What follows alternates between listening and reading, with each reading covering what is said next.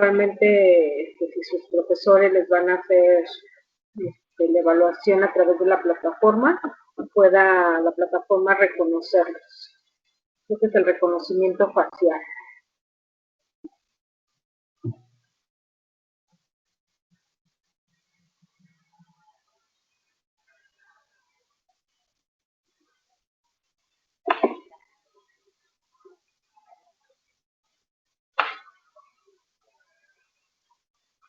Ok, pues ya vamos a iniciar.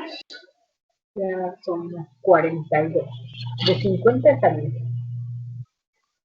Ok, entonces voy a pasar asistencia. Recuerden, colocan su manita y dicen presente para que los pueda registrar. Ok, Arias. No ha llegado Arias. Ok. ¿Y qué va a decir? Presente. Ok, gracias. Avendaño. Presente. Ayala. Presente. Presente. Bautista. Presente. Bernal. Presente. Borja. Presente. Carrillo. Presente. Chávez. Presente.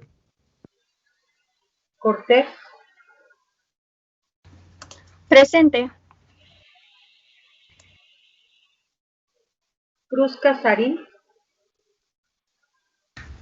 Presente, profesora. Ok, no se me vaya. ¿Usted no estuvo con nosotros la clase pasada? Así es, profesor, es que me sentí un poco mal del estómago, entonces. Ok, Pero- ¿puede prender su cámara y enseñarme su tarea? Ok, profesor, espera un segundo.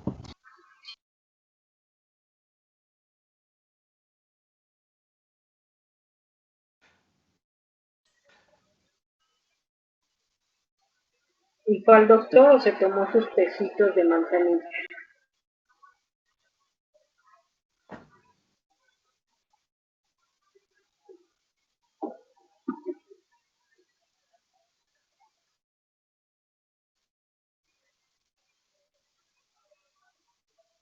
Oh, ¿ya me ve? No, todavía no. A ver, sigue hablando. Hola, hola. Ok. Sí, ya. A ver. No sé si se ve. No lo acerques mucho, aléjale un poquito más. Ok, así. Ya no te muevas. Ok. Ok. Entonces, ¿tienes justificante? Bueno, no realmente, es que en realidad solo estuve un día mal del estómago, entonces pues no Ok. es como, no fui al doctor ni nada de eso. Ok. Bueno, gracias. Sí, gracias.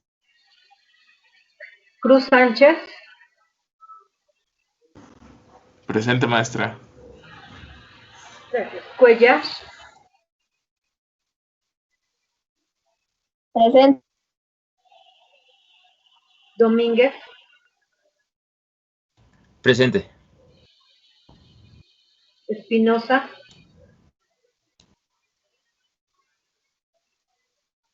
Espinosa Galicia. Flores. Presente, profesora. Franco. Presente, maestra. Galaví.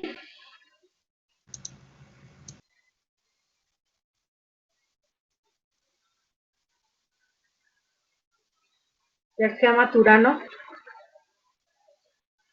Presente, profesora. García Rubio. Presente, profesora. Levante su manita. Ok. Permítame. Ya la levanté. Ok. Sí, para que ya no estén prendiendo la cámara, ya así nada más levantan su manita y el sistema los direcciona hacia su foto de perfil y así ya los puedo ver. Para los demás no han puesto su foto de perfil. García Zavala. Presente, profesora. Gómez.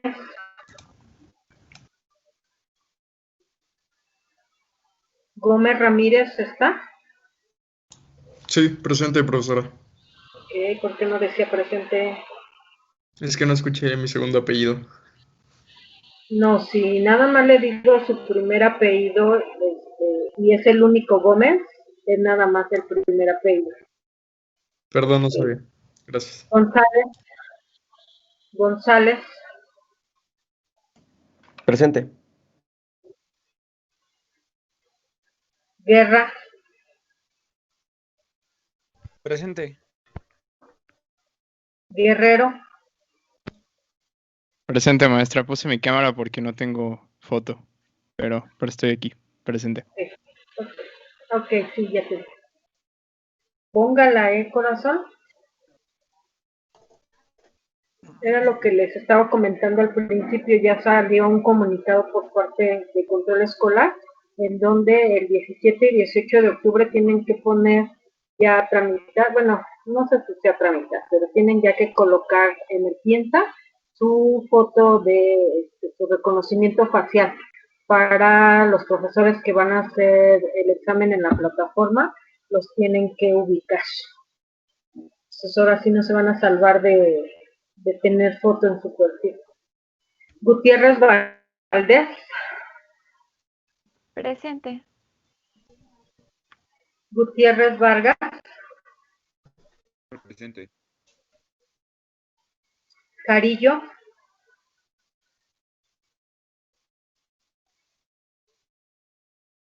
Jiménez Flores.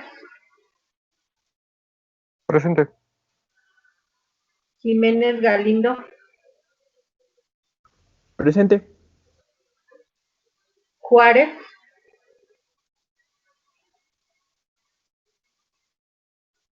Presente, maestra. López. Presente, profesora. Tu manita. Ah, sí, perdón. Ok, sí, gracias. Méndez.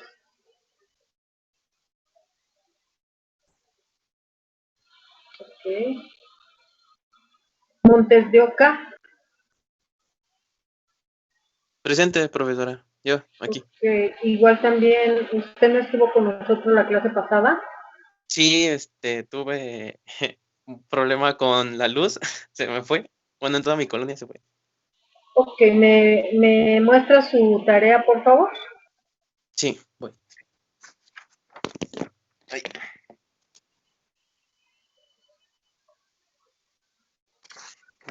Ahí está. Ok. Ahí. Ajá. Ahí así, bájala un poquito más para que vea tu carita. ¿Así? ¿Está bien? Ajá. Espérenme, ya no se me mueva. Que no se mueva. Ok, muchas gracias. Le registro su tarea y ya le estará revisando la misma. Sí, gracias. Morgado. Presente. Morón. Presente, profesora. Núñez. Núñez. Presente. Ok. Olivo. Presente. Pacheco. Presente, profesora. Peña. Presente. Portilla. Aquí presente, profesora. Ok. Ramírez. Presente, prof. Ujú. Ramos. Presente, profesora. Ok.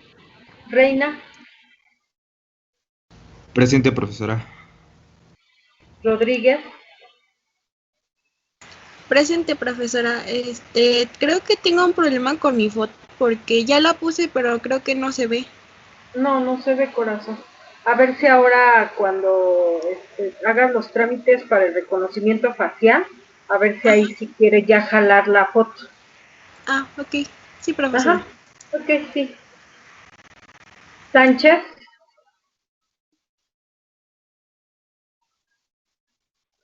¿No se encuentra Sánchez Nava? Silva. Presente, profesora. Ajá. Sosa. Presente, profesora. Gracias. Tapia. Aquí. Ok. Valladares. Yo, buenos días, presente, maestra. Hola, buenos días. Ok. Pues ya nada más faltó Espinosa Galicia. ¿No ha llegado? Faltó Espinosa Galicia. Y Sánchez Nava. Ok, pues entonces vamos a dar inicio a nuestra sesión. ¿Tienen hasta ahorita alguna duda? ¿Vamos bien? Todo bien, profesora. No, ninguna, Ok. profesora.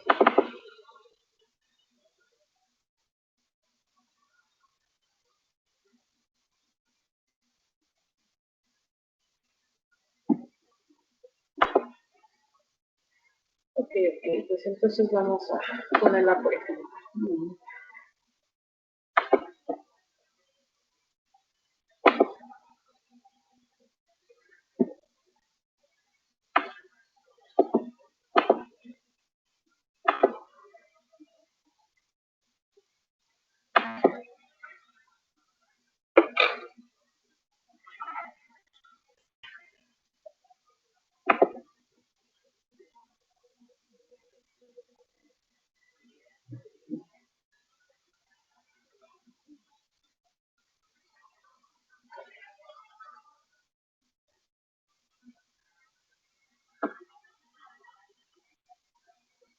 ¿Ya la pueden visualizar?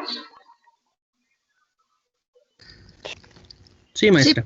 Ok. Sí, maestra. Sí, ya está. Ok, entonces ya vimos todo esto, ya tenemos la definición de norma jurídica, quién ejerce presión sobre nosotros en la norma jurídica, ya vimos que va a ser el Poder Legislativo, porque él al crear las nuevas normas jurídicas van a estar regulando la conducta del ser humano en una sociedad. Vimos también que el Estado, todos los estados cuentan con 4 elementos fundamentales: la población, el territorio, la soberanía y los poderes de esa nación. Ya vimos el poder legislativo, que su principal función es legislar, es decir, crear nuevas normas jurídicas o crear leyes. Ya vimos también que la creación de esas leyes es a través de un proceso legislativo. Y bueno, todas las etapas del proceso legislativo. Ok, el día de hoy vamos a ver al Poder Ejecutivo y al Poder Judicial. Ok, entonces iniciamos la charla del día de hoy. El segundo poder de estos 3 poderes de la Unión se denomina Poder Ejecutivo. Va a estar regulada su función del artículo 80 al 93 de nuestra Constitución. Y el primer artículo que tenemos pues es precisamente el 80, en donde dice que este Poder Ejecutivo estará depositado en un solo individuo. Y ese individuo se va a llamar Presidente de los Estados Unidos mexicanos. Ojo, para efecto del examen no se permiten las abreviaturas y tendrán que poner todo de manera textual, ¿no? Presidente de los Estados Unidos mexicanos. Ok, entonces vamos a empezar tengan a la mano su constitución, por favor, para empezar a leer todo lo relativo con el poder ejecutivo. quién lo nombra, quién lo pone en el poder, qué pasa cuando el presidente ya no puede estar en funciones, ya sea por alguna enfermedad grave que ya no pueda salir, o que esté en coma, o que lo hayan matado, o que haya renunciado. Todos esos factores ahorita los vamos a ver. Vamos a ver los requisitos para ser presidente de la República y lo más importante, cuáles son las facultades que tiene el presidente de la República, ¿no? Ok, entonces iniciamos. ¿Ya tienen a la mano su constitución? Sí, profesora. Sí. Okay. Sí. ¿Me ayudan a leer artículo 81, por favor? Ok, es García Isaac. Sí, profesora. ¿Sí me escucha? Sí. Sí, ok. Artículo 81. La elección del presidente será directa y en los términos que disponga la ley electoral. El cargo de presidente de los Estados Unidos mexicanos puede ser revocado en los términos establecidos en esta Constitución. Ok, ya que está Isaac por aquí, ¿nos puede decir por qué el presidente de la República es electo de manera directa? Uy, sería por el hecho de que es por lo de los partidos que es electo en cuanto a la presidencia de su partido, vamos, o no va por el Pero estilo. ¿por qué la elección es directa?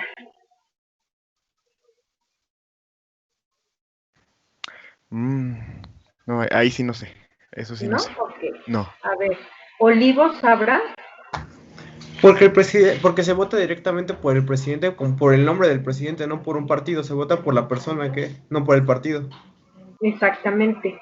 Este nombramiento es directo, bien dice Joshua, efectivamente por esa situación, porque cuando ustedes ya están en edad de votar, muchos de ustedes ya votaron por este presidente. En la boleta electoral, ahí aparece directamente el nombre por el cual vamos a votar. Si bien es cierto, pertenece a un partido, pero nosotros lo elegimos directamente porque él queremos que esté en la presidencia, ¿verdad?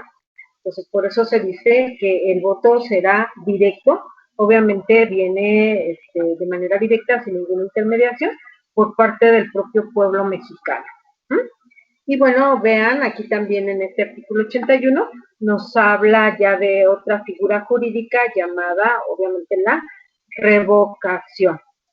Es lo que el actual presidente está promoviendo, que dice, ¿no? Para el siguiente año que vienen las votaciones de diputados y ay, se me fue su nombre, de gobernadores. También ahí el pueblo puede votar, puede decidir si le revocamos el cargo. Si se llega a revocar el cargo, pues adiós presidente y se tendrían que hacer nuevas votaciones, ¿verdad? Ok, esperemos que no. Yo digo, pues ya, a ver, tantos años estuvo luchando el señor, pues que le chingue que le trabaje estos 6 años, nada de que, no, ahora ya me voy. Como el pueblo no quiere, ya me voy. No, pues que le demuestre al pueblo que sí puede y que todo lo que estuvo diciendo en su campaña, pues que sí lo va a hacer. Nada de que ya me voy, ¿no? Como dice la abuelita, rajarse a su pueblo. Ok, entonces, artículo 82, por favor, ¿me ayudan a leer? Ok, Bernal. Sí. Es artículo 82. Para ser presidente se requiere: 1. Ser ciudadano mexicano por nacimiento, en pleno goce de sus derechos, hijo de padre o madre mexicanos y haber residido en el país al menos durante 20 años. 2. Tener 35 años cumplidos al tiempo de la elección. 3. Haber residido en el país durante todo el año anterior al día de la elección. La ausencia del país hasta por 30 días no interrumpe la residencia. 4. No pertenecer al estado eclesiástico ni ser ministro de algún culto. 5. no estar en servicio activo. En caso de pertenecer al ejército, 6 meses antes del día de la elección. No ser secretario o subsecretario del Estado, fiscal general de la República, ni titular del Poder Ejecutivo de alguna entidad federativa, a menos de que se separe de su puesto 6 meses antes del día de la elección. Y 7.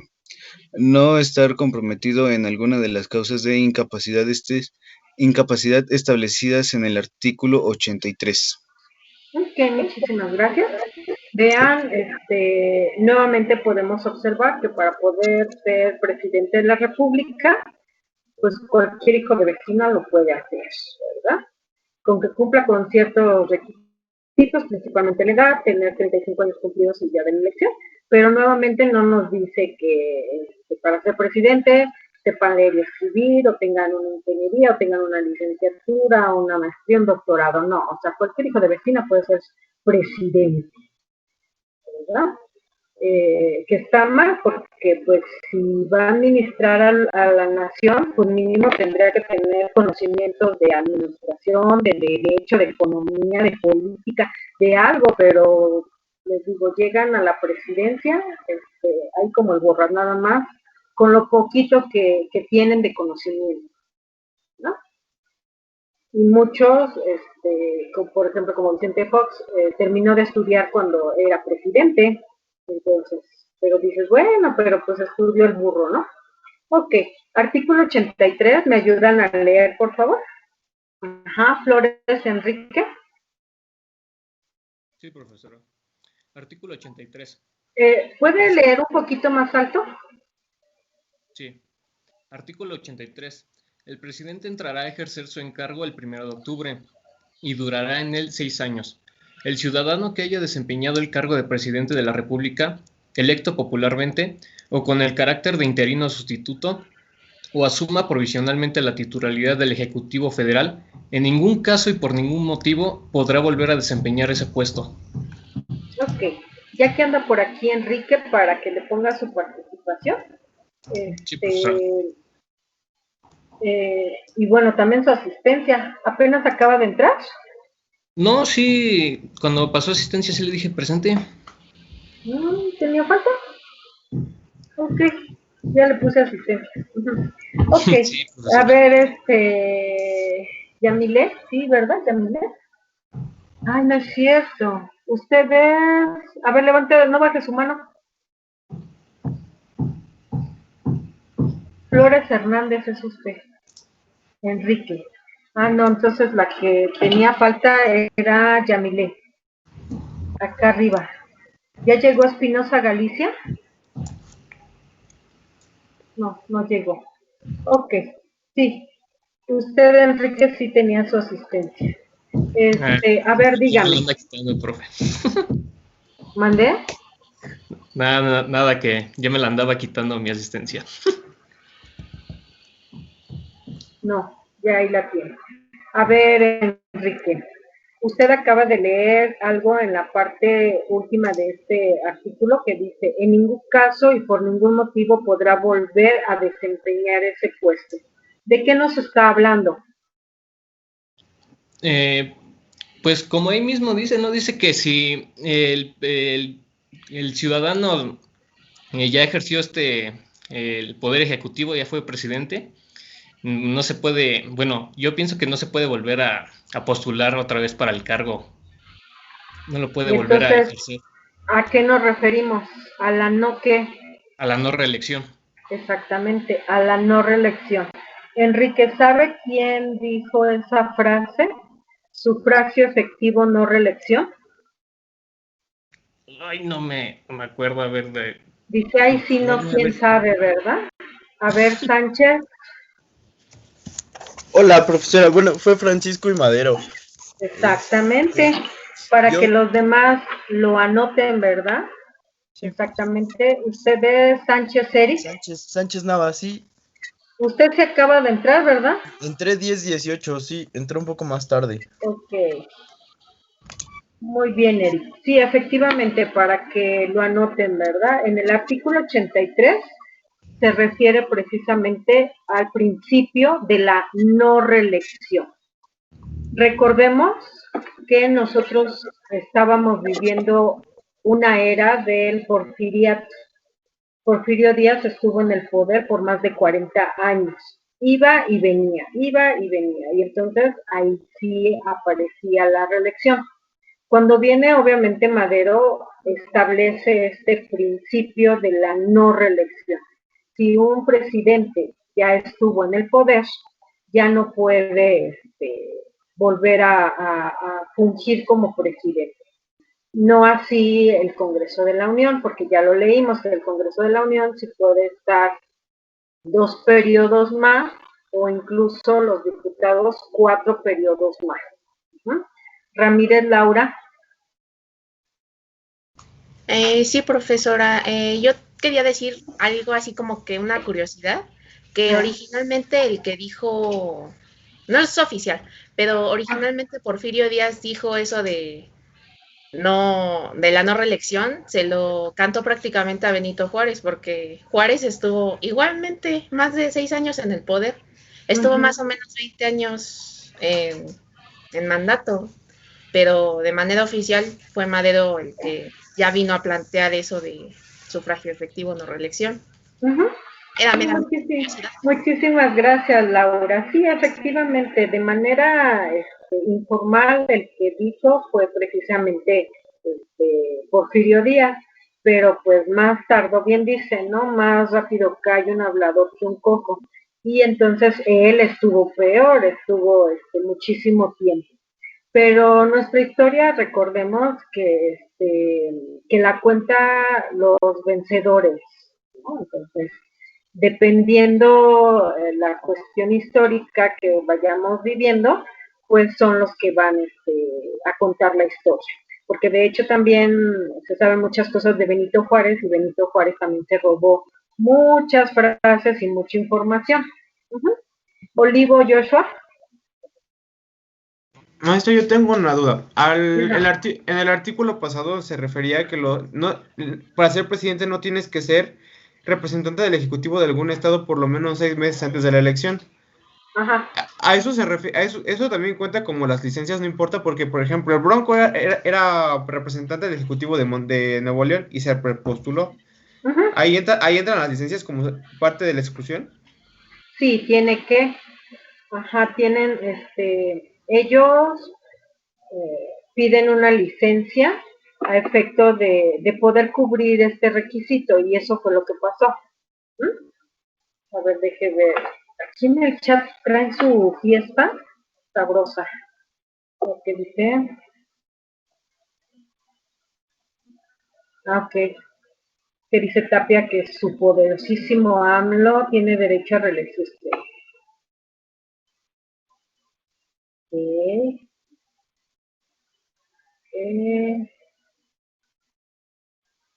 Aquí.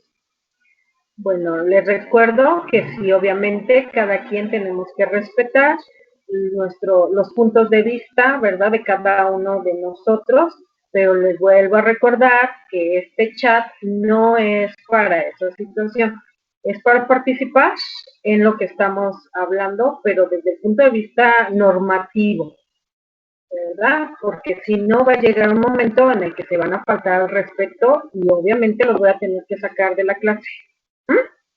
Ok, entonces yo no me espanto, ¿verdad? Lo que ponen. Pero sí, les vuelvo a recordar que en el chat no es para estar haciendo ese tipo de comentarios. De hecho, lo pueden manifestar, levantan su manita, ¿verdad? En este caso, puede levantar su manita, quien dijo su poderosísimo. En este caso, Tapia puede levantar su manita y lo puede externar, no hay ningún problema. Pero dejemos de utilizar el chat para estar poniendo este tipo de comentarios, ¿no?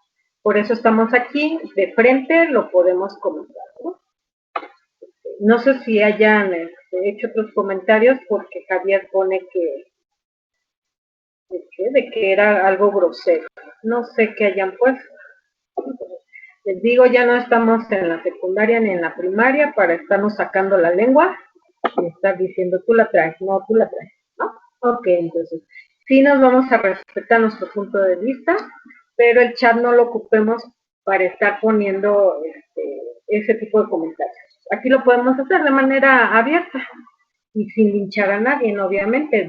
Recordemos que estamos en un estado de derecho en donde todos tenemos, con base en el artículo 6º, 7º, 14 y 16 constitucional, todos tenemos derecho a podernos manifestar, siempre y cuando no transgredamos esta misma garantía, ¿no? Ok, entonces vamos a seguir. Estábamos hablando del artículo 83, donde nos habla de este principio de la no reelección, para que ustedes hagan sus anotaciones, ¿verdad? Ok, entonces ahí ponen sus anotaciones. En el artículo 83 está consagrado el principio de la no reelección. ¿Qué quiere decir esto? Que si un presidente de la República está en su cargo por 6 años, solamente ese tiempo estará fungiendo como tal. Hasta ahorita. Porque sí, efectivamente, López Obrador pretende renovar la Constitución y quiere renovar este artículo 83 para volverse a reelegir. Artículo 84, ¿me ayudan a leer, por favor? Ramos Javier. Sí. Artículo 84. En caso de falta absoluta del presidente de la República, en tanto el Congreso nombra al presidente interno o sustituto, lo que deberá ocurrir en un término no mayor a 60 días, el secretario de Gobernación asumirá provisionalmente la titularidad del Poder Ejecutivo. En este caso no será aplicable lo establecido en las fracciones 2, 3 y 6 del artículo 82 de esta Constitución. Quien ocupe provisionalmente la presidencia no podrá remover o designar a los secretarios de Estado sin autorización previa de la Cámara de Senadores. Asimismo, Ok, entonces vean, el artículo 84 nos habla en los casos en donde faltara de manera absoluta el presidente de la República, ya sea por alguna enfermedad que cayera en coma, o por algún accidente que igual también esté imposibilitado, o sea, que él ya no se pueda mover, porque puede seguir trabajando desde el hospital, ¿no? Dando indicaciones, pero si ya el presidente de la República ya no puede absolutamente cumplir con sus funciones, pues inmediatamente el Congreso nombrará un presidente interino. Y mientras hacen todos estos, pues quedaría a cargo el secretario de Gobernación y de manera provisional. Mientras tanto, el Congreso de la Unión pues vuelve otra vez a llamar a votaciones. La secuencia pasada me decía, ¿y por qué no subiría a la presidencia el que se quedó en segundo lugar en las votaciones?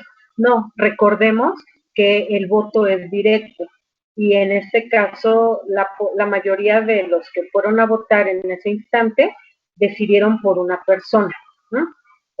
Pero por ejemplo en Estados Unidos ahí sí está la figura de presidente y vicepresidente. Si llegara a fallecer su presidente, pues ahí sí sube el vicepresidente. En el caso de México no está. Ok, Guerrero Fernando.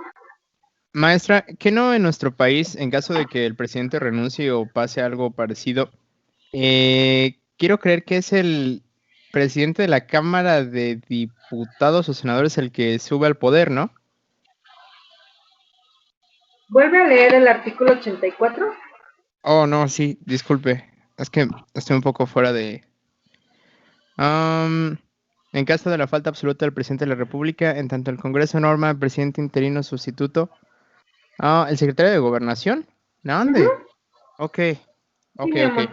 Bueno, gracias. Sí, es lo que acababan de leer, efectivamente. En caso de falta el presidente de la República, el Congreso de la Unión nombra a un presidente interino, que por lo regular sería más que el presidente del Congreso de la Unión, nombrarían al presidente de la Suprema Corte de Justicia de la Nación, porque es el que conoce más de las leyes. pero la propia Constitución dice que mientras que son peras o manzanas, el que subiría al poder o asumiría el poder ejecutivo será el secretario de Gobernación. Ok, Jiménez Ángel. Ahí en caso, después del interino, ¿cómo se votaría el siguiente? ¿Se irían otras elecciones o...? Sí, mi amor. Ajá. Este presidente interino está solamente por el tiempo en el que otra vez se vota por un presidente. Uh-huh. No, okay. Y sí, nos iríamos nuevamente a votaciones. Es lo que les decía, no puede subir el que estuvo en segundo lugar, porque la mayoría en su momento votó por, de manera directa por el presidente que a lo mejor murió. Se tiene que volver a hacer aquí en México nuevamente las votaciones. Ok.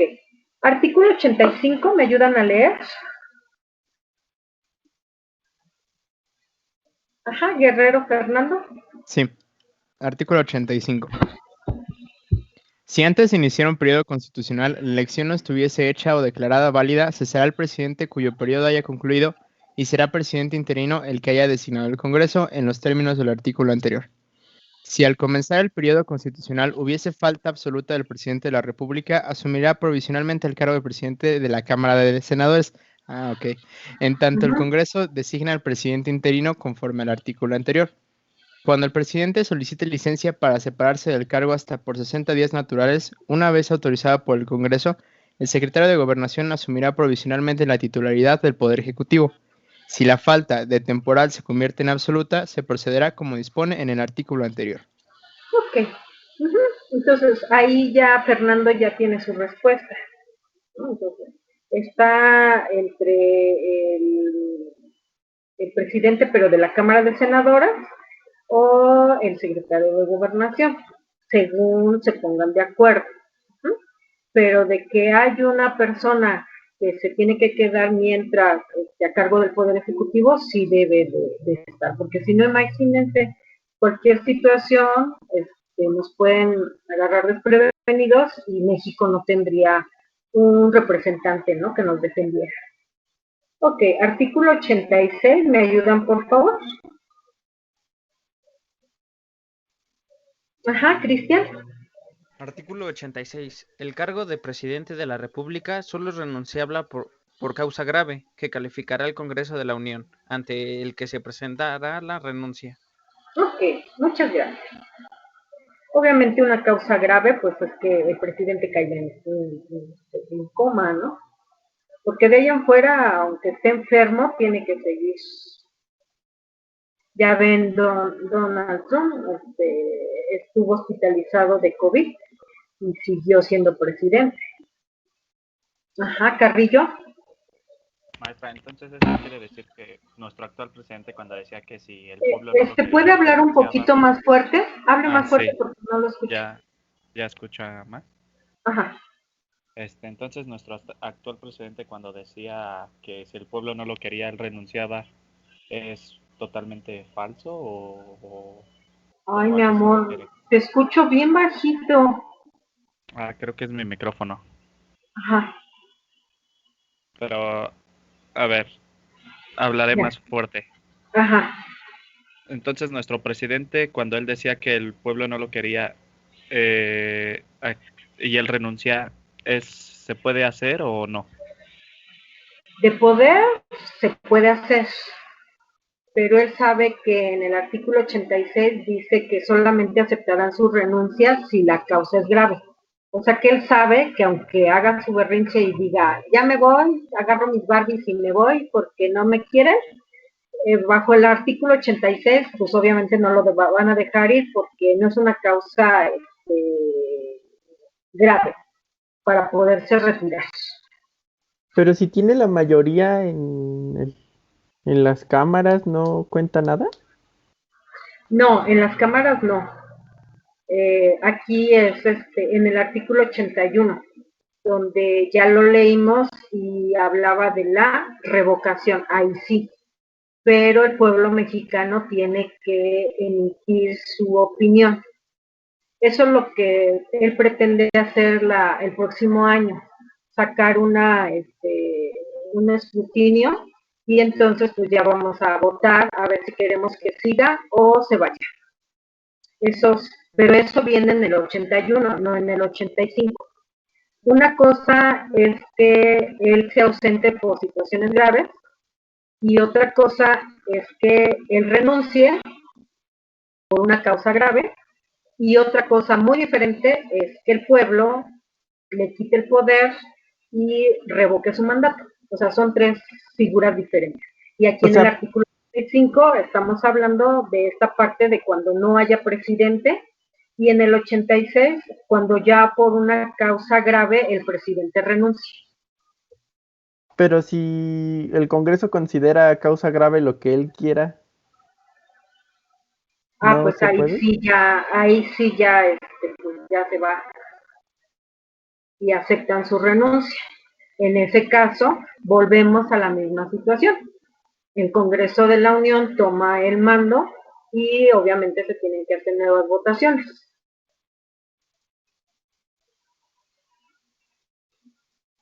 Ok, seguimos. Artículo 87. Tiene levantada su mano Laura. ¿Va a participar o quiere preguntar o vale? Duda. Entonces, causa grave queda meramente a conveniencia o interpretación del Congreso. Ajá, pues aquí dice la Constitución. Dice, calificará el Congreso de la Unión la causa grave. Entonces no ya sería ellos van a decidir si realmente es una causa grave y entonces aceptan o no aceptan su renuncia. Y hasta ahorita ningún presidente de la República, pues obviamente ha presentado su renuncia. No, hasta ahorita no. Por lo menos los presidentes modernos, pues, bien o mal, con o sin mentadas de madre, siguen ahí los pobres presidentes de la República, ¿verdad? Incluyendo el actual. Que no creo que, o sea, ¿ustedes creen que después de 18 años que estuvo el señor presidente luchando por la presidencia, de entrada va a presentar su renuncia? No, pues no va a presentar su renuncia. Sí, va a llevar obviamente una cuestión de revocación para reafirmar pues de que el pueblo sí lo sigue queriendo, ¿no? García Isaac. Sí, maestra, nada más una duda, un poco fuera del tema del que estamos tratando. Ahorita que tengo aquí la Constitución, normalmente usted nos los pasó y hay algo que dice párrafo reformado. Me llamó la atención porque me surgió más bien la duda de cuántas veces puede por año o por sexenio o por periodo de los senadores o incluso de la Cámara estar reformando la Constitución o cuántas veces se puede reformar. Todas las veces que el Congreso de la Unión considere necesario y principalmente si hay iniciativas de reforma, pues las tiene que, son sujetadas a los cambios del Congreso de la Unión. No hay limitantes, ni mínimos ni máximos. Ese ya es el trabajo del Congreso de la Unión. Pero, por ejemplo, en el caso de Peña Nieto, él sí hizo muchas reformas, fue uno de los presidentes que ha hecho más reformas durante todo su sexenio. Y hizo muchas reformas, hizo la famosa reforma estructural, que incluía todo lo relacionado con Pemex, hizo la reforma energética, la reforma educativa con el nuevo modelo educativo, hizo las reformas hacendarias con los relacionados con los impuestos, ¿no? Entonces, yo puedo decir que de los presidentes modernos, por así decirse, el presidente que más presentó iniciativas de ley fue Peña Nieto. Y obviamente el Congreso, pues sí, los tenía trabajando día y noche para que salieran esas propuestas. Muchos fueron rechazadas y otras sí fueron aceptadas. Pero no hay un límite así de que digan, la vamos a reformar hoy nada más, va a haber 2 reformas, 3 reformas, 80 reformas, no. Es conforme al trabajo legislativo que van presentando sus iniciativas de ley, pues los legisladores tienen que recibirlas y trabajarlas, ¿no? Bajo el proceso legislativo que ya vimos la clase pasada. Ok, bueno. Muchas gracias. Sí, no, ¿de qué? Ok, vamos a continuar. Ya vimos el 86. Ok, ¿alguien me ayuda a leer el 87? Ajá, Armando.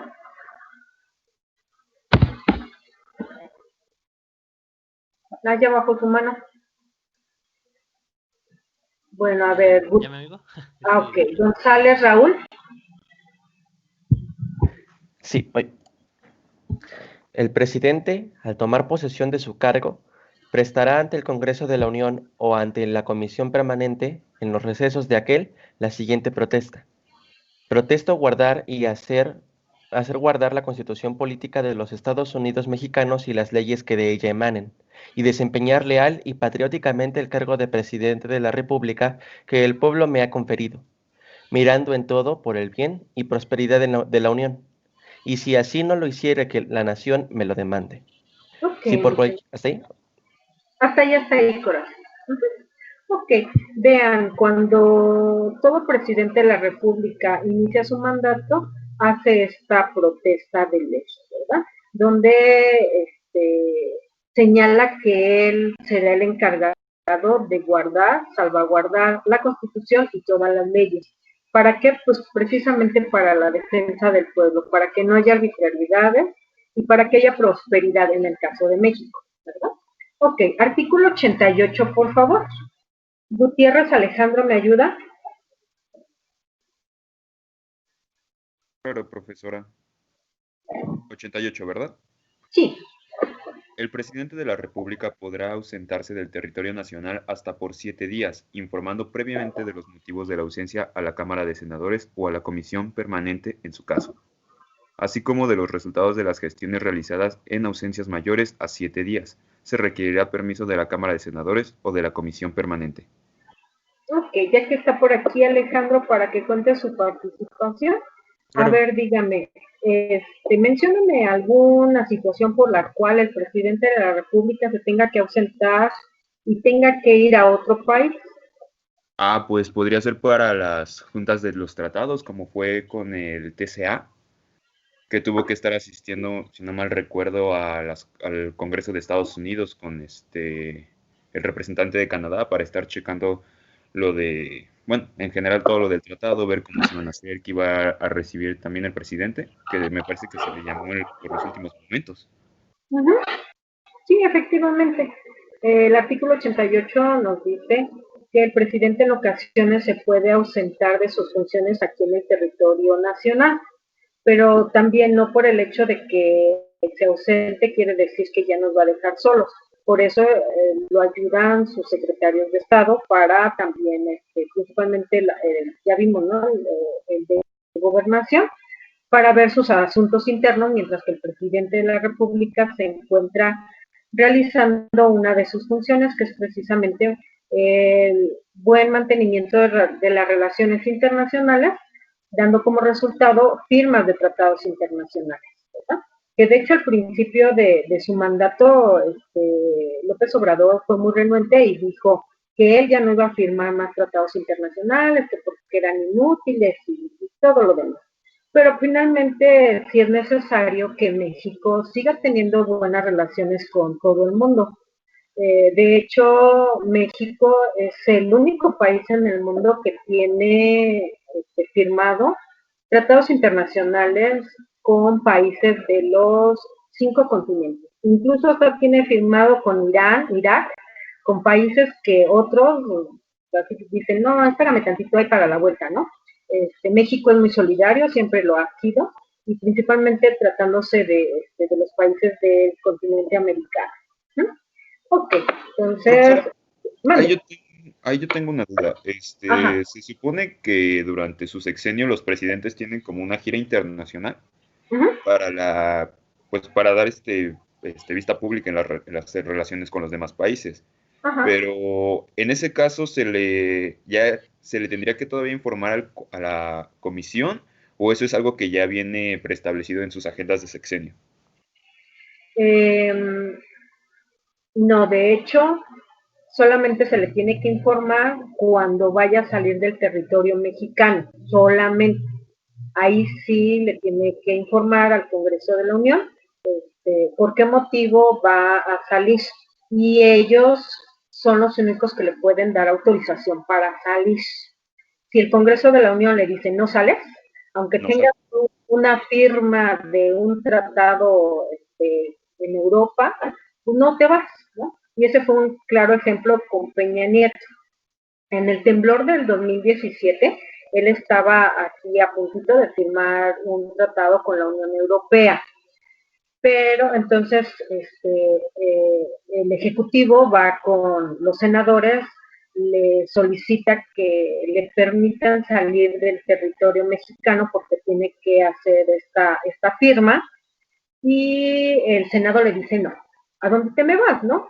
Primero tienes que resolver la parte interna y ya después te vas a jugar canicas con tus amiguitos, ¿no? Entonces, en esa parte, el Senado sí cuida que el señor presidente, si va a salir, por qué motivos va a salir, y por eso se lo tiene que informar. Pero si él considera que hay algo más fuerte en el territorio mexicano, no le da permiso. Y si él se sale, pues entonces puede ser sancionado y ser enjuiciado, porque está desobedeciendo la Constitución y está desobedeciendo pues al Senado, ¿no? De que no le dio permiso. Entonces, en ese caso, digamos que ya está fuera y se le ordena volver, ¿forzosamente tendría que volver? Sí, corazón. Porque si no, de lo contrario se tendría que enjuiciar por desobediencia. Recordemos que aunque sea el señor presidente, también fue puesto por el pueblo. Y entonces en esa parte los senadores hacen la función de supervisar de por qué el presidente está saliendo y entrando del territorio mexicano, si aquí lo necesitamos. Y entonces si se va y le dice el Senado, te tienes que regresar, ¿no? Por cualquier circunstancia, pues ya se regresa. Creo que sí también eso pasó en los otros temblores. Creo que andaba en Canadá, andaba en otro lado, y pues tembló aquí en México y pues en friega se regresó. Ahí sí ya no fue necesario que el Senado le dijera, oye chiquito, vente otra vez para la casa. No, el presidente se regresó nuevamente porque pues tienen que ver toda esa parte de la seguridad de su nacional. O lo que pueden hacer es nombrar a sus representantes. Por eso, ahorita vamos a ver que el señor presidente nombra a sus embajadores y a sus cónsules, a su secretario de Relaciones Exteriores. Entonces, se puede allegar de eso, ¿no? Ustedes lo pudieron visualizar en la primera parte, el primer año del sexenio de López Obrador. Él no salió, sus razones tendría, y a quien mandaba siempre pues era a Ebrard, ¿no? Que es el de Relaciones Exteriores. Ok, Olivo tenía levantada su manita. Bueno, me surgió otra duda, maestra. Estaba revisando los apuntes y hace rato habían dicho que el presidente iniciaba funciones el 1 de octubre. Ajá. Pero yo sé, yo recuerdo que los tomas de protesta son el 1 de diciembre, ¿no? Sí, pero ya hubo modificación a la Constitución y ahora es el 1 de octubre. Ah, ok, gracias, maestra. Pero el 1 de octubre toman posesión y ya se quedó que el 1 de diciembre, no, es más, la Constitución no lo dice, pero por práctica estos 2 años entregaron sus informes el 1 de septiembre. Entonces, ahí sí ya dependiendo bueno, aquí sí hubo ya reformas, sí, porque antes entraban en vigor el 1 de diciembre, hubo modificaciones, así como entró López Obrador, se modificó la Constitución en esa parte, y entonces los futuros presidentes van a entrar en funciones a partir del 1 de octubre. Pero sí antes era 1 de diciembre. Ok, Franco. Maestra, yo tengo una duda sobre cómo afectan las vacaciones en el caso del presidente. Ok, no afectan de ninguna manera, corazón. Mientras que no salga del territorio mexicano, no afecta, porque él puede irse de vacaciones, pero puede seguir, bien o mal, trabajando desde donde está. O delega funciones a sus secretarios de Estado. Pero volvemos a lo mismo, si él quiere tomar sus vacaciones en Europa, lo puede hacer, pero con autorización del Senado. Porque está saliendo, ¿no? Si tenemos tan bello Quintana Roo, ¿para qué está yendo a otros lados? Pero pues cada quien, ¿no? Y sí, recordemos que también, aunque sea presidente, efectivamente también debe tomar sus vacaciones porque es un servidor público, es también un trabajador con los derechos que consagran la Ley Federal del Trabajo, ¿no? Su salario, su jornada de trabajo, sus vacaciones, sus primas, ¿verdad? Dominical, sus aguinaldos, o sea, con todas las prestaciones que señala la ley, también el señor presidente, los diputados y los senadores tienen también esa categoría, ¿no? De trabajador y por tal motivo también tienen sus prestaciones de ley. Claro que no es lo mismo ganar 4,000 pesos a la quincena que 130,000 pesos, ¿verdad? O sea, no es lo mismo. Pero finalmente sí también tienen sus atributos legales. Ok, entonces seguimos. Artículo 89. Este sí se los voy a dictar porque como son 20 fracciones, no todas las vamos a anotar, nada más algunas, las que son más simbólicas para efecto de la evaluación y para que no estén transcribiendo toda la Constitución. Ok, entonces anotan por favor. Ponemos, con fundamento en el artículo 89 constitucional,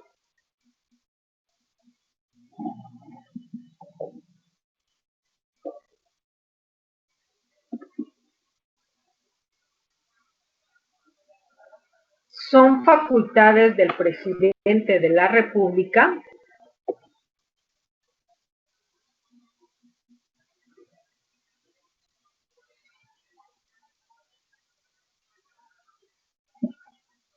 dos puntos y aparte,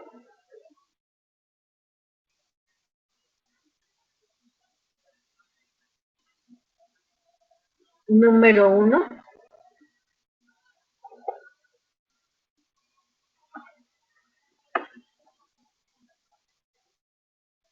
promulgar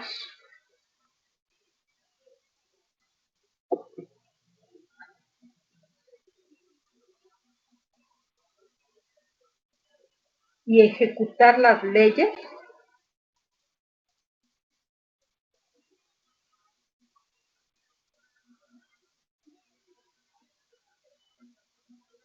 que expide el Congreso de la Unión.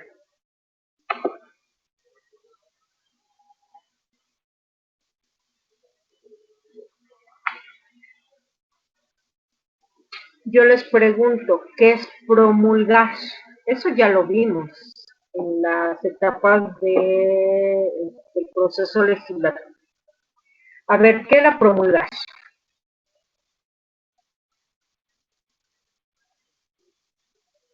A ver, Isaac. Es más que nada publicar de una manera oficial dichas leyes, ¿no? No, mi amor, esa sería la etapa de la publicación. Bueno, y promulgar es diferente. A ver, permítame. Se los voy a dejar en el examen. A ver, Olivo.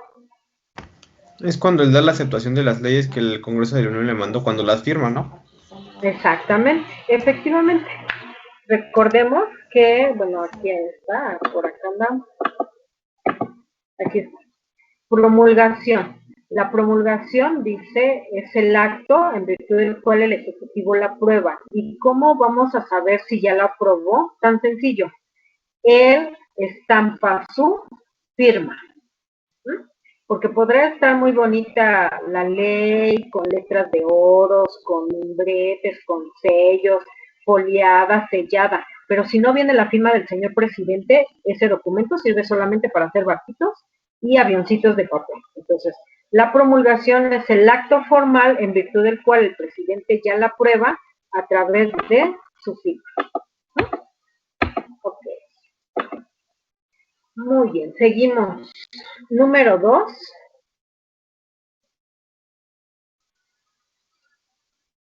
Nombrar y remover libremente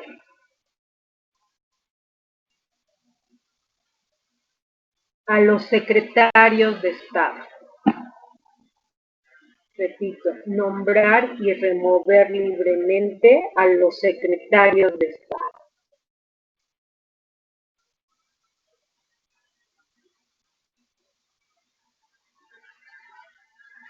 Ok, yo les pregunto, ¿estos secretarios de Estado se les conoce cómo? ¿Con qué otro nombre se les conoce a los secretarios de Estado? A ver, Silva. ¿Senadores? No. Los senadores son senadores. A ver, Borja. ¿Gobernadores? No. ¿Quiénes son sus secretarios de Estado que él nombra? Chávez.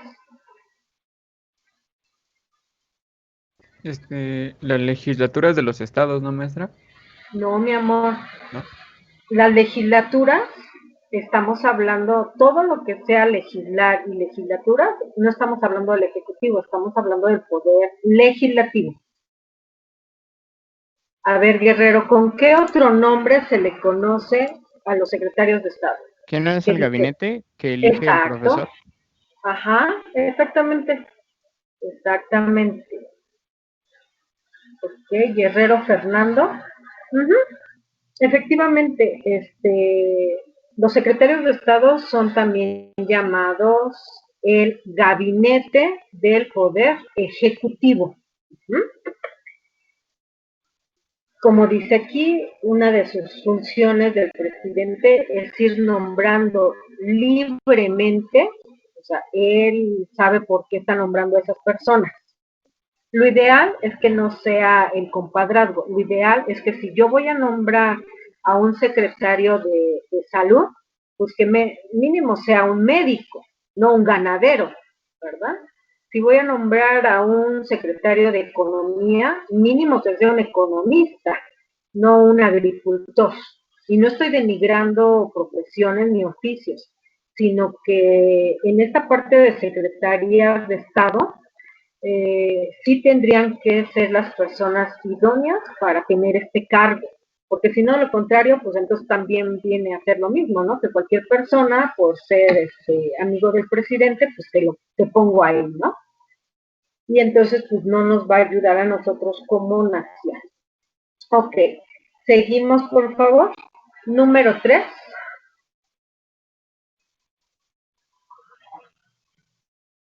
Nombrar a los embajadores y cónsules generales, punto y aparte.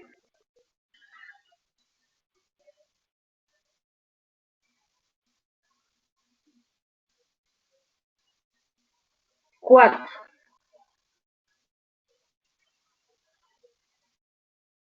Nombrar a los coroneles y oficiales superiores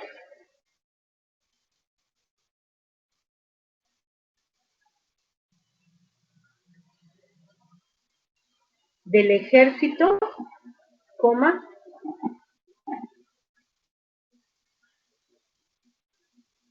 armada y fuerza aérea nacional.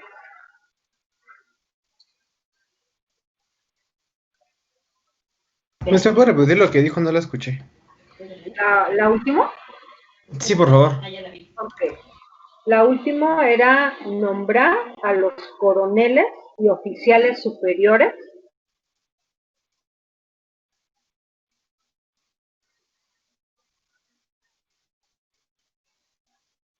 del ejército,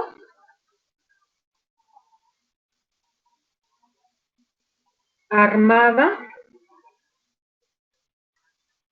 y Fuerza Aérea Nacional.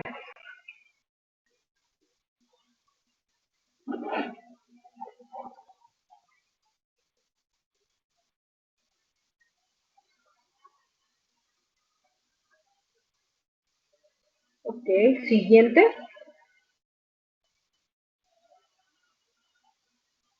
Preservar la seguridad nacional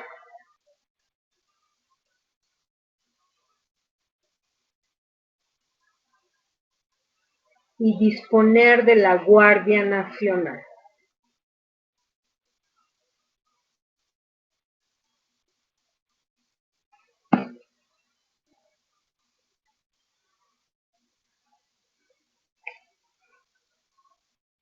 Siguiente. Declarar la guerra en nombre de los Estados Unidos mexicanos.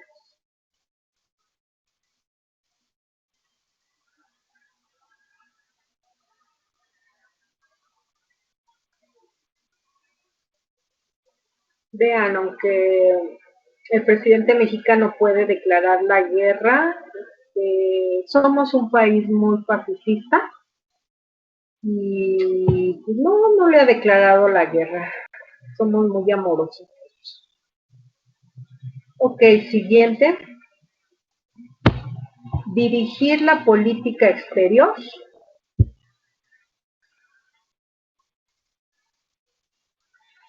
y celebrar tratados internacionales.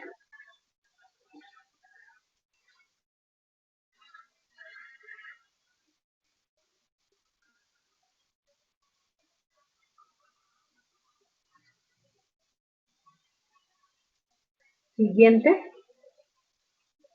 Conceder indultos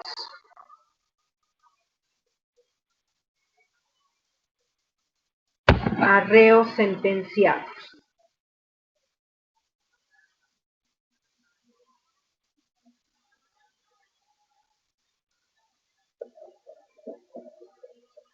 Punto y aparte. ¿Alguien sabe qué significa indultar? A ver, Eric Avendaño. Según yo es como cuando ¿cómo se llama? No encuentro la palabra, pero como que le da el perdón, ¿no? O sea, como del delito que haya cometido el acusado. Ajá, efectivamente, el indulto significa perdonar. ¿Por qué el señor presidente puede perdonar? Porque es una facultad que él tiene, es una facultad discrecional.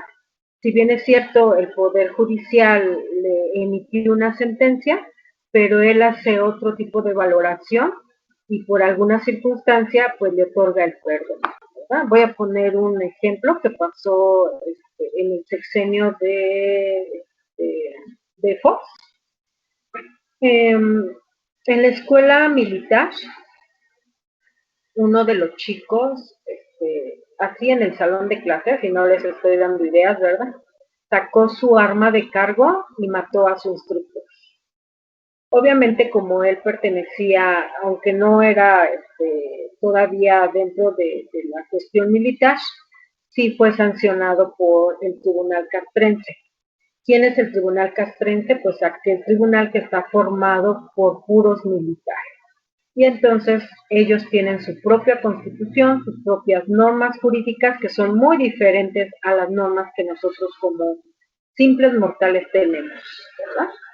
En sus estatutos, en su reglamentación del Tribunal Castrense, sí existe la pena de muerte. Para nosotros, los civiles, no existe la pena de muerte.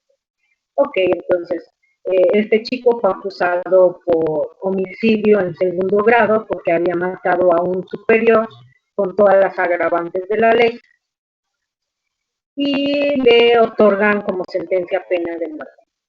Su mamá aboga obviamente por él y acude ante el Poder Ejecutivo, en aquel entonces pues estaba Vicente Fox, le plantea la situación, ven ciertas cosas del chico, ¿no? Principalmente algunas alteraciones psicológicas y toda esa parte, y entonces decidió el señor presidente no indultarlo, pero sí cambiarle la sanción. De una pena de muerte le cambió a la sanción de un simple civil, pero sí le pusieron la pena máxima para un civil, que en aquel entonces eran 50 años de prisión. Esto lo puede hacer el Poder Ejecutivo porque tiene esta facultad constitucional de otorgar perdones, ¿no? Él, como jefe máximo de toda la nación, puede hacer una valoración y determinar si otorga o no otorga el perdón, ¿no? Pero obviamente, si son situaciones graves, pues aunque el presidente otorgue el perdón, pues entonces vendría un juicio, ¿no? Supongamos que ahorita López Obrador dijera, bueno, yo perdono al Chapo Guzmán. No, espérame tantito, ¿no? ¿Por qué? Porque ahí ya viene otra situación. Solamente se indultan, principalmente por delitos no graves o por personas que estando dentro del reclusorio demuestran su buen comportamiento. Supongamos, ¿no? Les pongo un ejemplo. Supongamos que hay una persona que está detenida por el delito de robo y que la sentenciaron por 15 años de prisión, supongamos. Pero estando él en el reclusorio, desarrolla la vacuna contra el COVID. ¿Ustedes creen que el presidente no le va a otorgar el perdón a esa persona? Claro que sí. ¿Ah? Se lo va a otorgar, lo va a dejar salir y obviamente hasta lo va a reconocer, ¿no? Le va a decir, no, pues es que vean, ¿eh? ¿Por qué? Porque ahí ha demostrado que aunque en su momento delinquió, con sus acciones, pues le está dando reconocimiento y beneficio para el pueblo mexicano.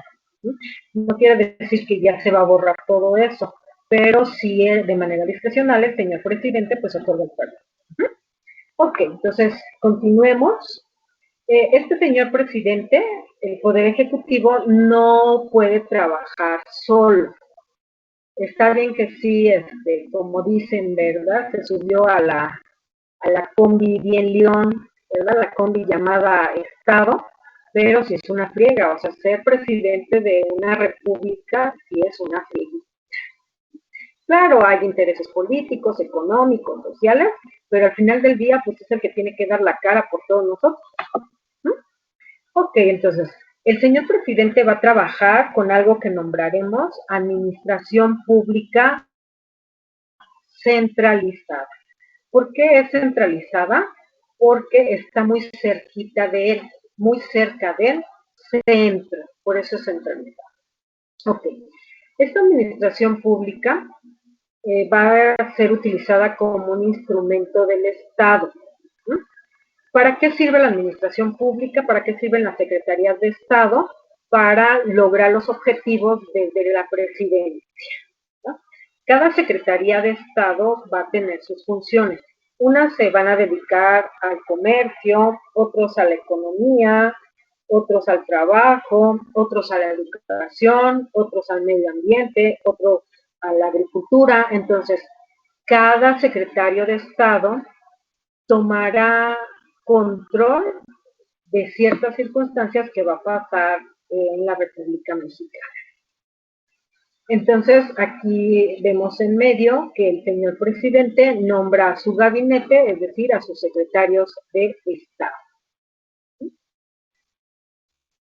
Hoy en día hay 18 secretarías de Estado, cada una de ellas tiene sus propias funciones La más importante, porque es su mano derecha, pues es la Secretaría de Gobernación.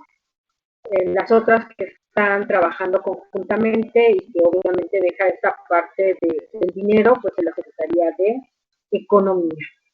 También está la de Hacienda y Crédito Público y la de Relaciones Exteriores.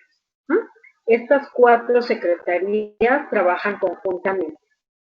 Ya ahí pueden visualizar, está la de la Defensa Nacional, junto con la Procuraduría, que la convirtieron a su vez funciones de secretaría, y bueno, todas las demás secretarías, ¿verdad? De turismo, de energía, de salud, de agricultura, de desarrollo social, de seguridad pública, y vean, ¿no? Nuestra secretaría, bueno, que nos compete, que es la Secretaría de Educación Pública, está hasta aquí en una esquinita, hasta el rincón. Porque de hecho, jerárquicamente, de 18 secretarías, ella está en el lugar número 16, ¿no? Creo que ningún gobierno, bueno, de los presidentes, no le ha dado mucha difusión a esta parte de la educación, siendo que tendrían que apostar por la educación, ¿no? De hecho, las grandes potencias mundiales le invierten más a su educación, ¿no? Pero pues en el caso de los países latinoamericanos, esta parte de la educación sí la han relegado. Ok, cuando entra López Obrador, él trae esta postura de que las personas que lo van a ayudar tienen que ser esa parte de la igualdad. Pero no, ese es el problema que hasta ahorita no han podido entender. No es lo mismo igualdad de género que equidad de género. ¿Ah? Si nosotros vamos con la parte de la igualdad de género, pues no va a funcionar. ¿Por qué? Porque las mujeres jamás vamos a ser iguales que los varones jamás van a ser iguales que las mujeres. No, cada uno de nosotros tenemos nuestro sexo femenino, masculino, tenemos nuestras virtudes, nuestras cualidades, nuestros defectos, nuestros trabajos, nuestras prioridades, y cada uno trabaja de diferente manera. Aquí lo que se tiene que trabajar en la parte política es más bien igualdad, no, más que igualdad, equidad de género.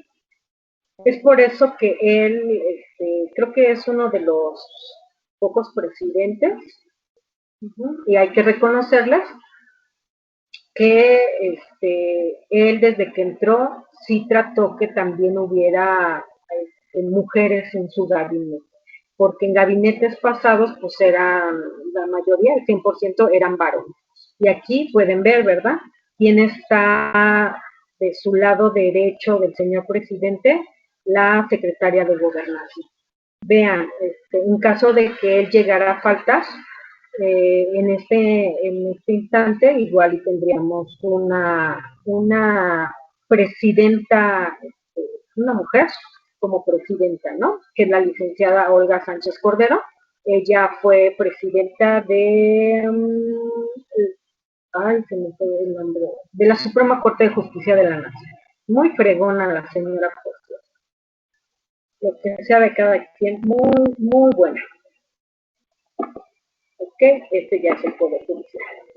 Ok, entonces, vamos a leer esto de la Administración Pública Federal. Lo vamos a encontrar en el artículo 90 de nuestra Constitución. ¿Alguien me ayuda a leer, por favor? Los que están despiertos, ¿me ayudan a leer? Ok, Gutiérrez. Sí, profesora. Artículo 90. La Administración Pública Federal será centralizada y paraestatal conforme a la ley orgánica que expide el Congreso, que distribuirá los negocios del orden administrativo de la Federación que estarán a cargo de las Secretarías de Estado y definirá las bases generales de creación de las entidades paraestatales y la intervención del Ejecutivo Federal en su operación. ¿Continúo todo? Sí. Ok. La SIC-DOF 028 del 2007. Las leyes determinarán las relaciones entre las entidades paraestatales y el Ejecutivo Federal, o entre estas y la Secretaría de Estado. La función del consejero jurídico del gobierno estará a cargo de la dependencia del Ejecutivo Federal, que, para tal efecto, establezca la ley. El Ejecutivo Federal representará a la Federación en los asuntos en que ésta sea parte, por conducto de la dependencia que tenga a su cargo la función de consejero jurídico del gobierno o de las secretarías de Estado, en los términos que establezcan la ley. Ok, entonces para que anoten ahí en su cuaderno o subrayen ahí en la parte digital, con base en el artículo 90 de nuestra Constitución, el señor presidente de la República se va a llegar de sus secretarios de Estado y esos secretarios de Estado se llamarán Administración Pública Federal Centralizada. ¿No? Ok. Artículo 91. Para ser secretario del despacho se requiere ser ciudadano mexicano por nacimiento, estar en ejercicio de sus derechos y tener 30 años cumplidos. Seguimos. Artículo 93. Los secretarios de despacho, luego de que esté abierto el periodo de sesiones ordinarias, darán cuentas al Congreso del Estado que guarden sus respectivos ramos. De hecho, eso lo acabamos de ver el día de antier, sí, antier, mandaron llamar a López-Gatell a efecto de que rindiera un informe pormenorizado a los senadores sobre esta parte de la pandemia y el COVID y la vacuna, ¿no? No sé si alguien lo vio, pudieron ver que... ¿Mandé? Digo que se estaban peleando y cesaron la reunión. Sí, porque de hecho lo empezaron a abuchear, ya hubo confrontaciones, la senadora Lili Telles se subió al estrado y le dio una especie de báculo y le dijo, ¿no?, que era el mi rey, algo así de camas vacías o algo así, ¿no? Entonces, sí, ellos tienen que acudir ante el Congreso a dar un informe, porque si bien es cierto, aunque el señor presidente nombre a su gabinete, el gabinete tiene que dar cuenta al Congreso de lo que está trabajando, porque si no, de lo contrario, se pueden iniciar denuncias en contra de los secretarios de Estado, se pueden, de hecho, sancionar administrativamente o penalmente o los pueden quitar de su cargo, ¿no? Bueno, es una sanción, quitarlos de su cargo es una sanción.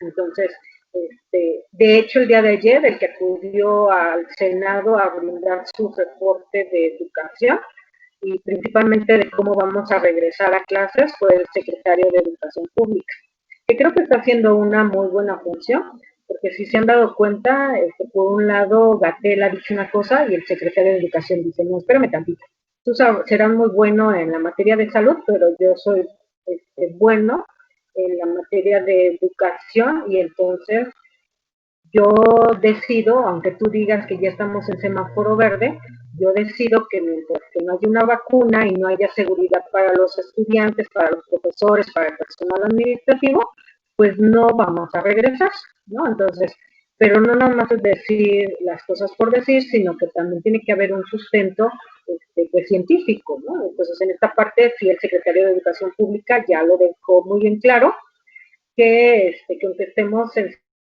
semáforo verde, mientras que no exista la vacuna, pero ya la vacuna, no la parte experimental, no, ya la vacuna en donde ya haya resultados, estaríamos regresando ya a clases presenciales. Que de hecho el día de ayer también se vislumbró que eso sucederá, si bien nos va hasta el 2022. Entonces, imagínense todavía la procesión que nos falta, ¿no? Nos tenemos que acostumbrar a esta parte virtual. Ok, entonces, ¿hasta aquí tienen alguna pregunta, alguna duda? A ver, Alejandro. Yo, profesora, entonces dice que todos los secretarios tienen que ir a dar un informe al Estado, en este caso con el secretario de Educación Pública. ¿Qué tipo de informe se da? O bueno, en esos informes, ¿qué es lo que tiene que dar a conocer? Todo lo que han trabajado. Bueno, es que cuando entra el señor presidente el 1 de octubre, él entrega al Congreso de la Unión un documento que se llama Plan Nacional de Desarrollo. En el Plan Nacional de Desarrollo vienen las 18 secretarías y en cada secretaría vienen los objetivos, el fin y como todas las estrategias que van a utilizar esas secretarías para lograr esos fines, ¿no? Si desde el principio de su mandato en el Plan Nacional de Desarrollo, supongamos que dijera, nosotros tenemos previsto que en estos 6 años se va a construir una nueva universidad nacional, y bueno, pasa un año, pasa el otro año, pues obviamente los senadores le van a preguntar, ¿no? En ese aspecto, a ver, tú desde el principio me dijiste que ibas a construir una universidad, ¿no? Y a ver, dinos los avances o qué has tenido o cómo has recabado recursos o cómo te has gastado esos recursos o si ya no tienes dinero, o sea, toda esa parte. Por ejemplo, en este caso, los dos que fueron a brindar su informe fueron en relación a la parte del COVID. López-Gatell, pues obviamente lo que hace todos los días, pero pues ya hizo un extracto para llevárselo a los senadores. Y ayer Esteban Moctezuma Barragán, que es el de Educación Pública, presentó y recalcó las estrategias a seguir, porque recordemos que hace 2 años que entró al poder López Obrador, pues no existía la pandemia. Entonces, finalmente, las estrategias tienen que cambiar a efecto de mejora en la población mexicana. Es por eso que los senadores mandan llamar a los secretarios de Estado pues, para que le digan, a ver, ¿tú qué estás haciendo, no? ¿Estás dejando que se sigan muriendo o cuáles son tus estrategias? ¿No? Porque ya ven que ya lo habían mandado traer cuando inició la pandemia y por lo menos López-Gatell había dicho que una de las estrategias que se iban a implementar aquí en México iba a ser, se me fue su nombre, algo del rebaño, donde él decía que si, así como, ¿cómo se llama? Inmunidad de rebaño. Ándale, ajá, la inmunidad del rebaño, ajá. Y entonces él planteó esa situación y esa estrategia y todo eso. Pero ahorita, en los días pasados, la Organización Mundial de la Salud dijo que esa inmunidad del rebaño no sirve absolutamente para nada. Fue por eso que también lo mandaron traer y le preguntaron a ver, ¿qué está pasando? Tú dijiste que esto iba a funcionar y ahora viene la Organización Mundial y dice que lo que tú estás implementando aquí en el territorio mexicano, pues no sirve absolutamente de nada. Es más, hay mayor contagio y todo eso, ¿no? Entonces, sí, los secretarios de Estado tienen que estar en constante también vigilancia para ver qué es lo que están haciendo, porque recordemos que todas las secretarías desde el principio del año fiscal le entregan su partida presupuestal y no les entregan 2 pesos, o sea, son miles de millones de pesos que les entregan a la secretaría y pues tú me tienes que dar resultados, ¿no? Ahorita ya estamos a más de la mitad del año, entonces los secretarios tienen que ir a empezar a reunir toda esa información para brindar estos informes. Y así es, Alejandro, como es la situación.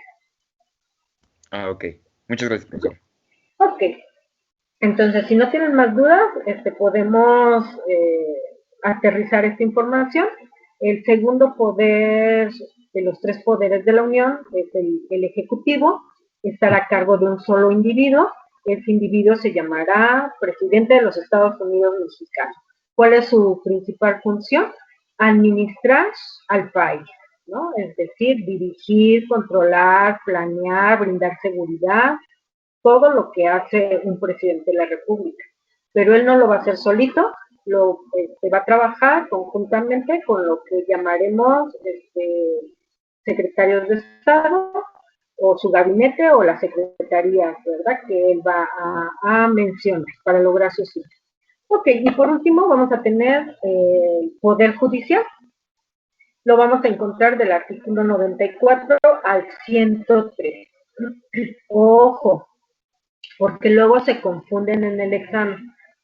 y piensan que el Poder Judicial son los policías judiciales, y no tiene nada que ver. Toda la parte de policía está en el Ejecutivo, por eso él nombra tanto a los militares, a la Fuerza Aérea y a la Marina, a todos los policías los nombra el Ejecutivo. No, aquí en el Poder Judicial su principal tarea es ya administrar la justicia. ¿Y qué es justicia? Darle a cada quien lo que le corresponde. Pero el Poder Judicial va a entregar, bueno, va a dar la justicia, pero no a diestra y siniestra. Ay, perdón. Ellos van a recibir un caso en particular, van a recibir demandas, denuncias, quejas, querellas, van a mandar traer a la parte acusada, van a escuchar a la parte acusada, van a recibir pruebas, testigos, documentos, todo eso. Ya que el Poder Judicial tiene todos esos elementos, ahora va a la ley y dice, a ver, ¿qué me dice la ley al respecto? Y con base a la ley, ya el Poder Judicial le pone una sanción a través de una sentencia, y pues ya es como puede ser una sanción administrativa, que puede ser una multa o una clausura de tu establecimiento, o puede ser una sanción penal, que también puede ir desde una multa, un arresto, y la máxima sanción en el territorio mexicano son 70 años de prisión. Pero esto de las sanciones la vamos a ver hasta el 22 de octubre. Vamos a ver la clasificación de las sanciones en materia jurídica. Pero sí, desde ahorita les digo que quiten de su cabecita que en México existe la pena de muerte. No, en México no existe la pena de muerte. En México no existe la cadena perpetua. Persona que ponga eso en el examen, dense por reprobado, ¿no? Porque en México no pena de muerte, no cadena perpetua. Ya más adelante lo vamos a ver cuáles son las sanciones administrativas y penales. Ok, artículo 94, ¿me ayudan a leer, por favor?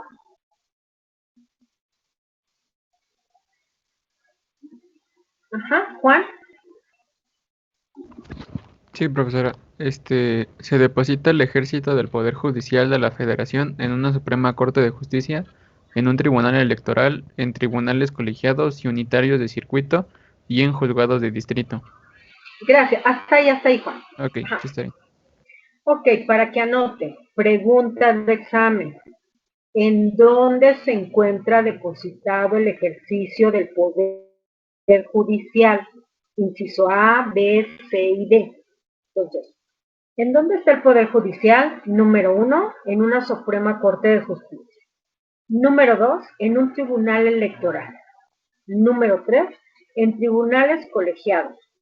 Número 4, en tribunales unitarios de circuito. Y número 5, en juzgados de distrito.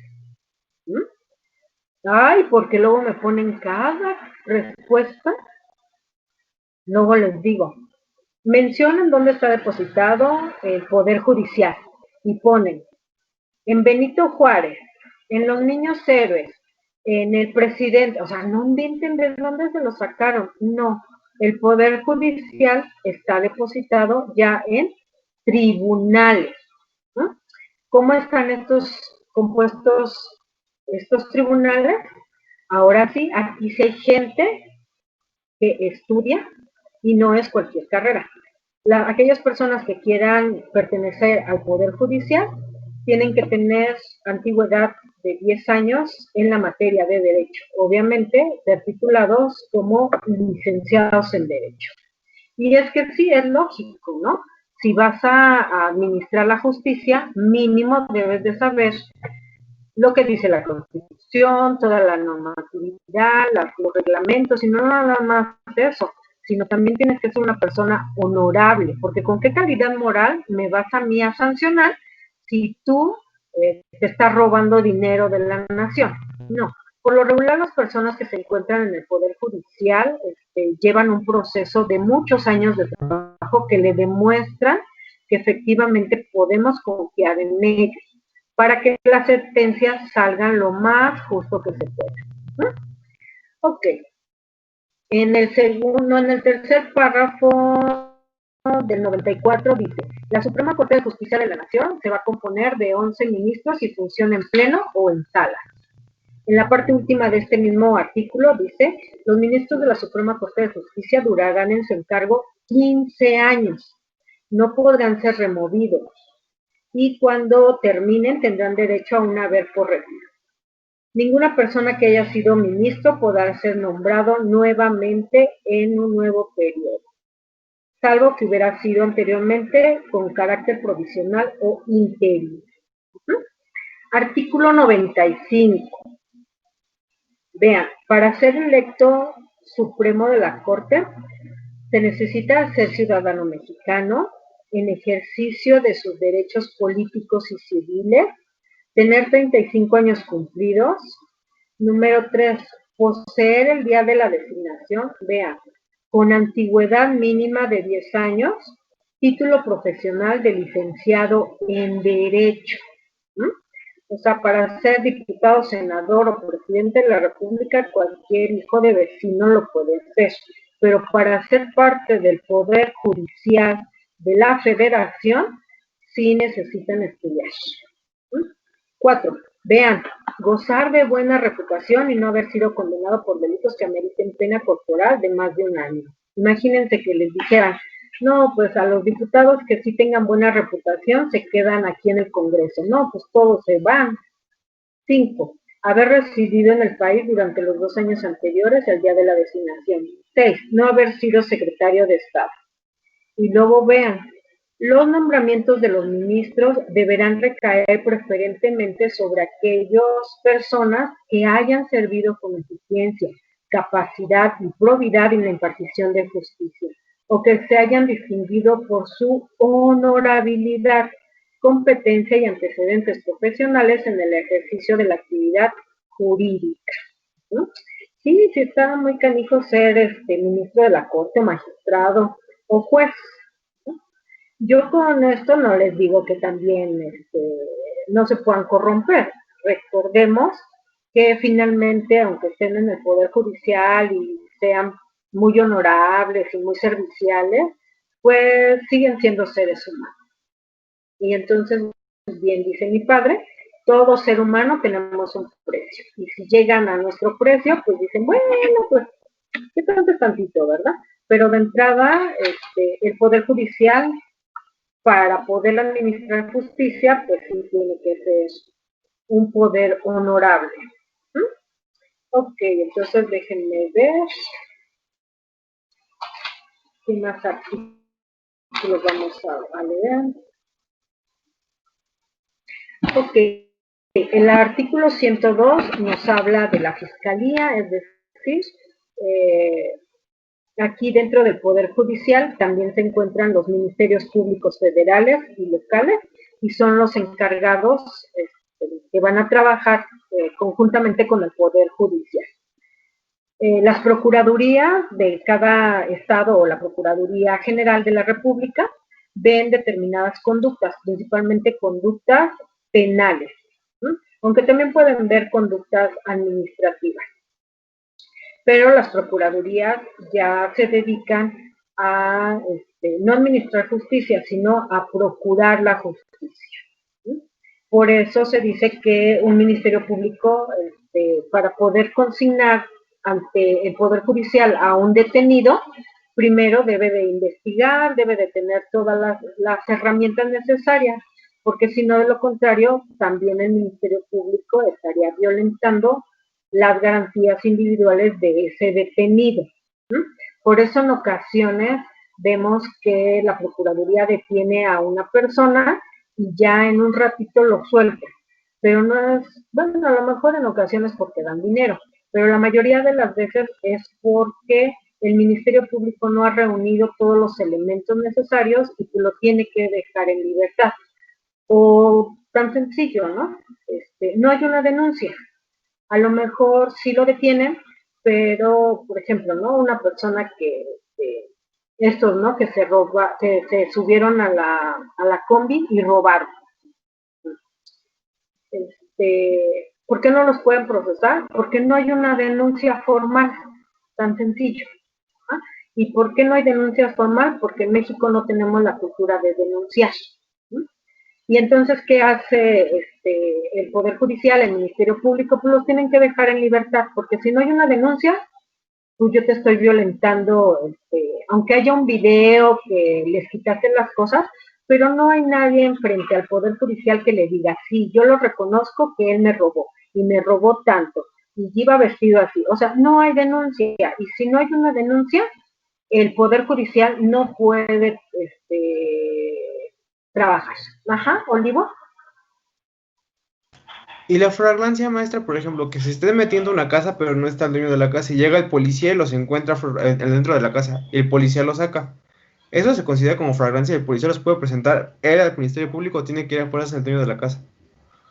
Ajá, en ese caso, sí, el policía lo está viendo, lo remite ante el Ministerio Público, pero el Ministerio Público tiene que mandar traer al dueño de la casa. Y le tiene el dueño de la casa, en primer lugar, que demostrar que él es el dueño de la casa. ¿No? ¿Con qué? Con escrituras o con su contrato de compra-venta, ya que ha comprobado su propiedad, pero ahí en ese caso no sería robo, o bueno, dependiendo, si ya entraron ya el policía los agarró con bienes, pues sí es robo. Pero muchas de las cosas, pues luego no alcanzan a robar y se convierte en otro delito que se llama allanamiento de morada.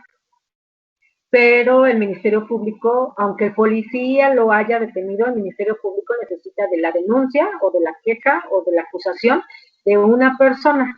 Si no hay esa denuncia por parte de la persona afectada, pues el policía va a decir, pues a mí no me afecta, pues entonces también no me entraron a robar a mi casa, ¿no? Y por eso los dejan en libertad. Pero también hay otra realidad, las personas no van a denunciar por miedo precisamente. ¿Por qué? Porque dicen, no, y es que si denuncio, y si se va a prisión, luego muchas de las veces desde prisión mandan a sus cabecillas y le hacen daño a la gente de afuera, pero eso ya es decisión de cada persona. Pero para que actúe el Poder Judicial y pueda, obviamente, administrar la justicia, es decir, darle a cada quien lo que le corresponde, sí necesitamos que el ciudadano presente su denuncia. Si no, de lo contrario, por eso hay mucha gente afuera. Ok, entonces, con esto terminaríamos este tema. Voy a hacer el resumen de los tres poderes. Entonces vamos a ver que para que toda nación, principalmente en el caso de México, pueda funcionar administrativamente, se necesita de tres poderes. Estos poderes, ¿quién se los ha dado? Pues el pueblo. ¿En qué momento se los dio? Cuando fuimos a votar. ¿Ah? Nombramos a nuestros diputados, nombramos a nuestro presidente. El presidente va a nombrar a los senadores y va a nombrar al Poder Judicial. Pero al final del día, quien puso al presidente, pues fue el pueblo. De tal manera que entonces el pueblo nombra al Ejecutivo, al Legislativo y al Judicial.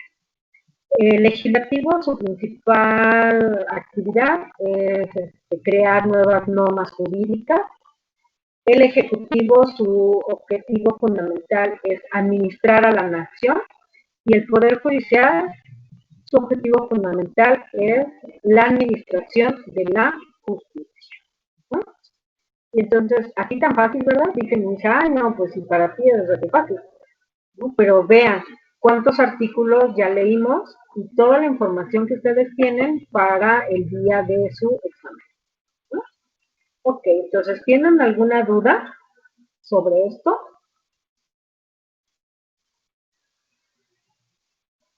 No, profesora. ¿No? Vamos No, bien. profesora. Ok. Ok, entonces, para el 20 de octubre, sí, el 20 vemos las características de la norma jurídica, el 22 vemos las sanciones administrativas y penales de la norma jurídica y vemos el tema de lo que es derecho, cuál es el objeto del derecho y cuál es el fin del derecho. Y hasta ahí va a venir su examen. El examen lo estarán realizando el martes 27 de octubre en la hora de clase. Y ese día estarán subiendo en un mismo documento su carátula, las 3 actividades y su examen, para que yo esté en posibilidad de poder evaluar este primer periodo departamental. Se va a evaluar con sus 3 actividades y con el examen. Gómez Mauricio. Sí, maestra, una pregunta. Sí. ¿Al archivo que le vamos a mandar debe llevar un nombre en específico? De hecho, es lo que estoy viendo, pero yo creo que hasta el 22 ya les doy las características de cómo debe de llamarse ese archivo. Ok, gracias. Sí, de nada. Lo bueno es que ahorita, aunque no le pusiera nombre a su archivo, por lo menos tiene ya bien bonito su nombre de su correo electrónico, porque el semestre pasado me mandaban sus actividades y no inventen, ponían en su correo electrónico pechuchita, mochita, sabrosita. Y yo, Dios bendito, ¿y quién era la sabrosita, no? Entonces, por lo menos ahorita ya viene el nombre de su correo, ¿no? Entonces, recordemos que en ese documento pues viene también su carácter. Ajá, Ramos. Profesora, respecto a el que le vamos a enviar al correo, sería el correo que nos proporcionó la primera clase que estuvimos con usted, ¿así es? Es el correo institucional. Ah, ok. msosaL@ipn.mx. Al correo donde al principio les mandé el link y les mandé las leyes. Ah, ok, de acuerdo, profesor. Muchas gracias. En ese debe de ser. Para cualquier cosa, principalmente si llegan a revisar los perfiles, porque ya ven no mete mano, ay, como caramba no va a meter mano, pero bueno, dicen que ellos no meten mano, entonces, por cualquier cosa que quede ahí mejor en el correo institucional, todas sus evidencias, y también así ya estamos en la seguridad de que ustedes también con su correo institucional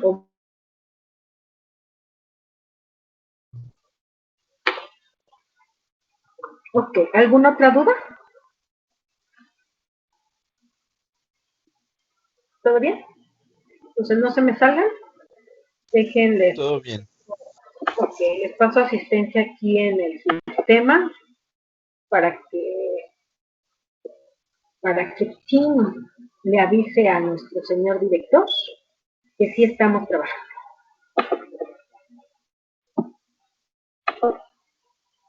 Ok, vamos a ver si se descargó, porque luego se descarga y está en blanco.